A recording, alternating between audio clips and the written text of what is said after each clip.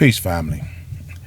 I woke up this morning having a dream that I was debating Stephen A. Smith in a political debate. And I'm saying to myself, why am I thinking this? Then when I turn around, I see I had left my iPad on. I went to sleep watching YouTube, and it was just scrolling through videos, playing one after the next. And Stephen A. Smith and Tucker Carlson was having an interview. So I started watching it.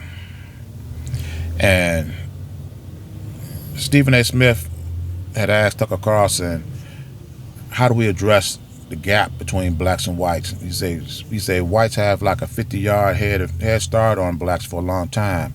How do we proceed in order to close that gap? Because it has to be addressed.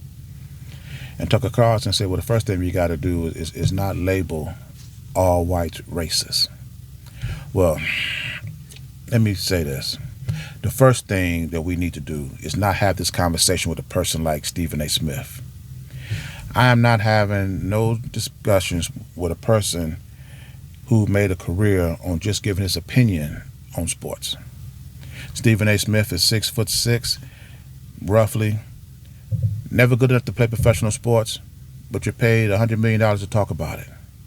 You talked about what kind of hands you had, what kind of fighter you are. Then found out that you couldn't fight.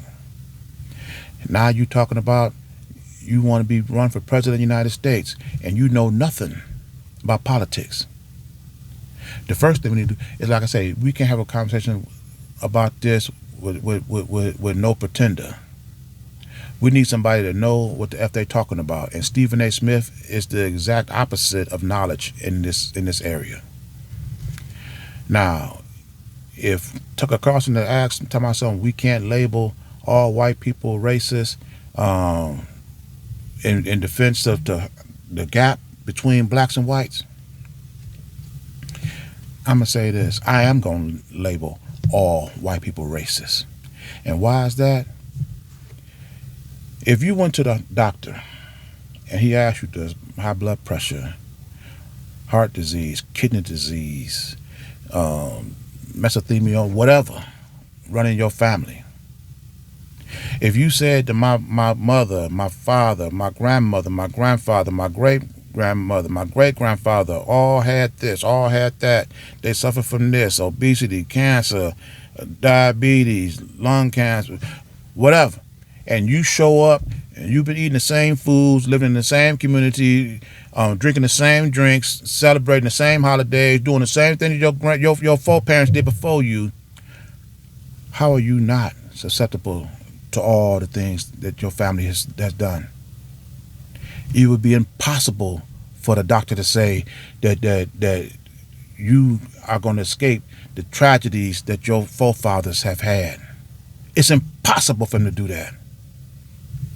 It is impossible for white people to sit up here and say that they are not racist, every last one of them, when you have benefited from the same system, the same economics, the same courts that has enslaved our people and benefited and prospered white people for the last 100 or 250 years.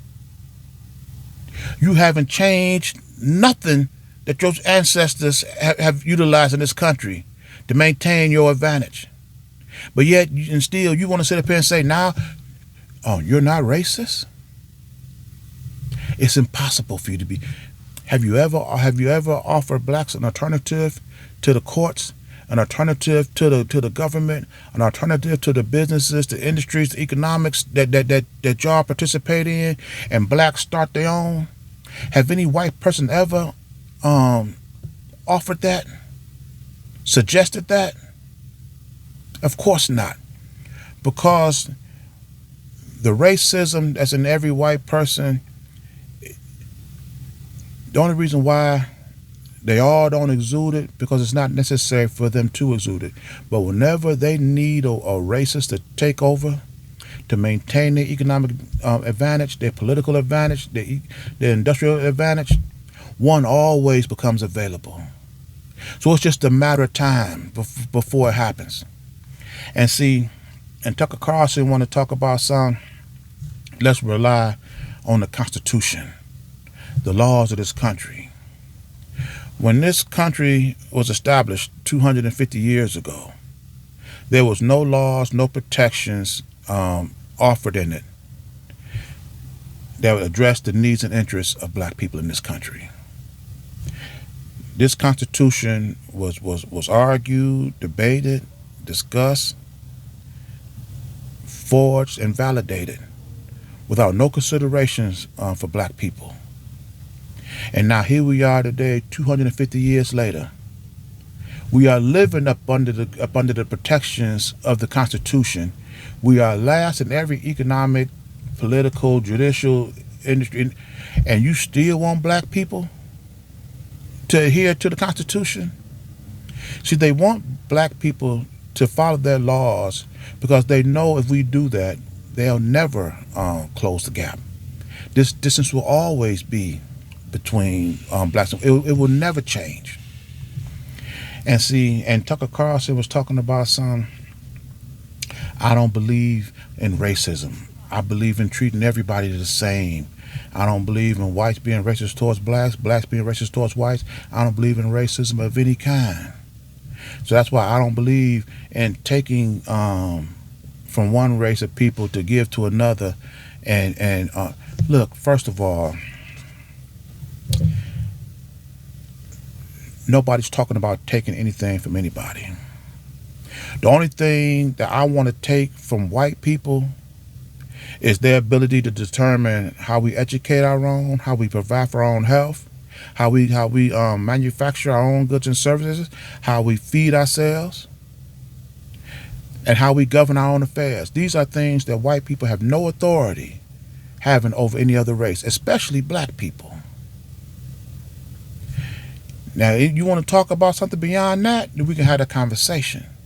But over our essential needs and services, that's an internal issue, period. And see, and this, now you're not a racist. You don't want nobody to take anything from anybody else. That would be wrong. That's just because you do not want the gap between blacks and whites to be the same, or to shrink. And see, and Tucker Carlson was also talking about how, but the thing is, Stephen A., what you don't think about, white people are fifth in the country when it comes to economics. So it's not like whites are racist, because if we were racist, we would be number one. Well, there's about 190 to 200 nationalities in this country. White people have had ownership and control over their means of life for the last 250 years. If you have not built a system to prioritize your people so y'all can be and remain number one, that has no concern or issue with black people. And keep in mind, if white people who have had uninterrupted power and authority over this system are unable to keep their people number one, are unable to create a culture where they can populate and keep their population at a rate that they can continue running their existence. If they can't do this for their own people, why should black people think that you would do better or as good for us? And see, white people want black people in his system just to relate our suffering to theirs. Well, the largest population of poor people in this country is whites. So we're not happy with the system either. So you being unhappy in this system and us being unhappy in this system, we should be related by that and be comfortable. Give us, well, not even give. We should decide this for ourselves. If we had ownership and control over our own existence, is there any way that we will be fifth in anything? It makes no sense. Like I said, we need to have this conversation with somebody that's serious about this and not no freaking pretender like Stephen A. Smith. And if you do decide to run, Stephen, and you probably will, and you probably win, just be president over everybody else. Leave black people and their affairs alone to somebody who's well equipped and handle it. Please. Be president of everybody else. Leave black people alone. I'm in this video here, and as always, these are my thoughts, my opinions. I invite you to leave yours in the comments, and I'll see you in my next video. Ashe.